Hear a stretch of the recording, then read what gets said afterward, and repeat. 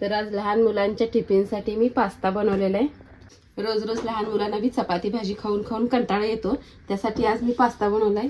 तर तुम्ही अशा प्रकारे पास्ता बनवून बघा। चला तर आज आपल्याला बनवायचा आहे पास्ता। त्यासाठी पास्त्याचं पॉकेट घेतलंय, एका प्लेटमध्ये काढून घेते। इथे मी पाणी गरम करायला ठेवलेलं आहे, त्यात थोडंसं मीठ टाकायचं आहे आणि थोडंसं तेल वतायचं। ही प्लेट मध्ये काढून घेतलेला पास्ता आपल्याला ह्या गरम पाण्यामध्ये उकळता टाकून घ्यायचा। तर आता एक 5 मिनिटं पाण्यामध्ये गरम ठेवायचं। ही पास्ता एक 5 मिनिटं शिजवून घ्यायचा आपल्याला।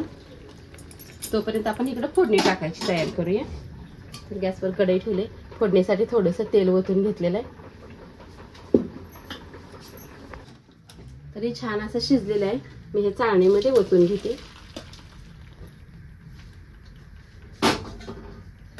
मी पाणी नितळण्यासाठी चाळणीमध्ये काढून घेतले। तर फोडणी टाकण्यासाठी साहित्य घेतले मी, एक गाजर घेतले, एक सिमला मिरची, एक टमाटर, एक मोठा कांदा घेतलेला आहे, थोडीशी कोथिंबीर आहे, 2 हिरव्या मिरच्या, कढीपाला, लसूण आणि अद्रक घेतलेला आहे किसून।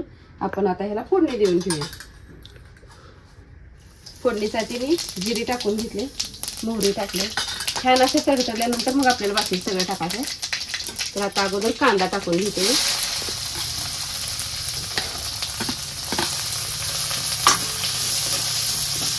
तर कांदा छान असा लाल झालेला आहे।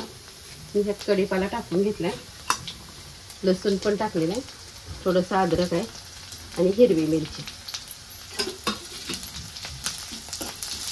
छान असं मिक्स करून घेते। गाजर, सिमला मिरची आणि टमाटर हे पण मी ह्यात टाकून घेते।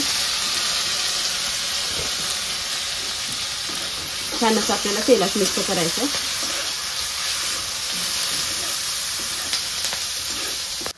तर बघा, हे आपण टाकलेलं टमाटर गाजर ही छान असं मऊ झालेलं आहे। तर ह्याचा मी पास्ता वतून घेते। ह्यात पाणी पण पूर्ण नितळले।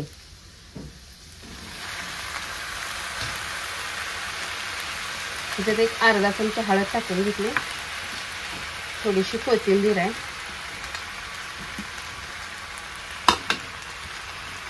आपल्याला चवीनुसार मीठ टाकून घ्यायचं।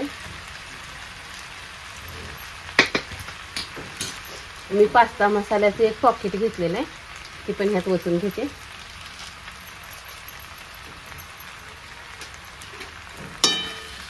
छान असं आता मिक्स करून घ्यायचं।